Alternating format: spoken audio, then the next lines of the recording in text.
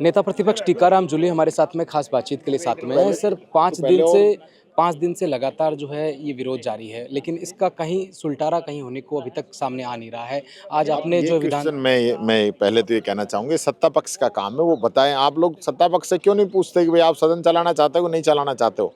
विपक्ष को मनाएं, बात करें, सदन चलाएं, गतिरोध दूर करें। वो तो बोल रहे हैं बात करने के लिए तैयार हैं। हाँ, पहले तो भी बुलाओ, तो किससे बात करना चाहते हैं? पहले भी पर्सनल रूम के अंदर बुला के बोला बातचीत हुई हाँ, है। तो धोखा कर दिया हमसे, तय करके धोखा कर दिया। पहले बात करी, बाद में फिर गए। जोगाराम पटेल से भी जो है संवाद हुए थे, उन्होंने भी कहा था कि जोगाराम पटेल जी ने जो बात करी थी वो सारी हमने मान ली। उन पे हम 3 लोगों ने वक्तव्य दे दिया। इससे ज्यादा कुछ नहीं है। ये सिर्फ गुमराह करते हैं, झूठ बोलते हैं, अंदर कुछ करते हैं, बाहर कुछ कहते हैं। टीकाराम जी, एक सवाल और रहेगा, क्योंकि जिस तरह से जनता चुनकर भेजती है वो तमाम उन विषयों के लिए भेजती है, विधानसभा के पटल के ऊपर तो उन मुद्दों भैया पे हम भी जनता की बात उठाना चाहते हैं, पर कोई चलाए तो सही भाई, सदन में तो बुलाए तो सही। इन लोगों की मंशा सही नहीं है। अब जबरदस्ती हम कैसे करें बताइए? हम रोजाना आवाज उठा रहे हैं, क्राइम बढ़ रहा है, बच्चियों पे हमले बढ़ रहे हैं, रेप हो रहे हैं, कानून व्यवस्था जीरो हुई पड़ी है। बजट जो है वो एकदम इस प्रकार का है जिसका लाभ राजस्थान को नहीं मिल रहा है। 1-1 लाख का कर्जा हो गया। अब करें तो भाई यही। कानून व्यवस्था की आपने बात की। कल सर प्रताप नगर के अंदर 7 साल की बच्ची का सर रेप होकर उसकी हत्या कर दी अब गई। आंकड़े देखिए, लगातार जो है, लगातार जिस प्रकार से हालत हो रही है वो किसी से छुपी हुई नहीं है। तो अब सर ये गतिरोध कैसे टूटेगा कुल मिला के सर? हम तो तैयार हैं भाई, आप सत्ता पक्ष से सुलह कराइए कि ये गतिरोध टूटे।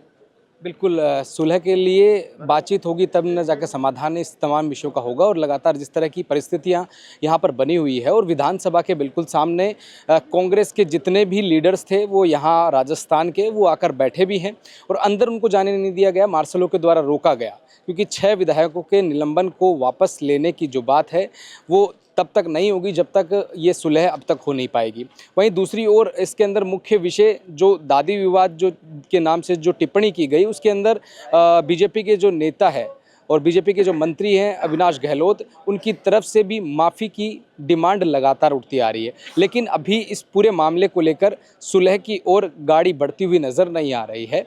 लेकिन समस्याओं के इस दौर में जहां एक और जनता की बात को विधानसभा के पटल के ऊपर रखा जाना चाहिए, तो वो तभी संभव हो पाएगा जब पक्ष और विपक्ष दोनों की सहमति बने और साथ के अंदर सदन सुचारू रूप से चले, जिसको लेकर विपक्ष की भी पूरी जिम्मेदारी होती है कि वो कुछ विषयों के ऊपर अपना आकलन है वो ठीक तरीके से रखे। वहीं पक्ष की बात अगर करे तो जिसके अंदर अगर सत्ता में जो सरकार मौजूद है उसका भी ये आकलन ठीक होना ज़रूरी है कि कुछ मुद्दों को हटाकर अगर आपसी तालमेल बिठाकर अगर सदन के ऊपर कार्रवाई जो सदन की कार्रवाई है वो सुचारू रूप से चल सके, इसके लिए कुछ ना कुछ तो विशेष रूप से यानी कि 2 रास्तों के बीच का मध्यम मार्ग को चुनकर और सही रास्ता निकालना होगा। मेरे सहयोगी जावेद के साथ मदीपक कुमावत, अपडेट इंडिया, जयपुर।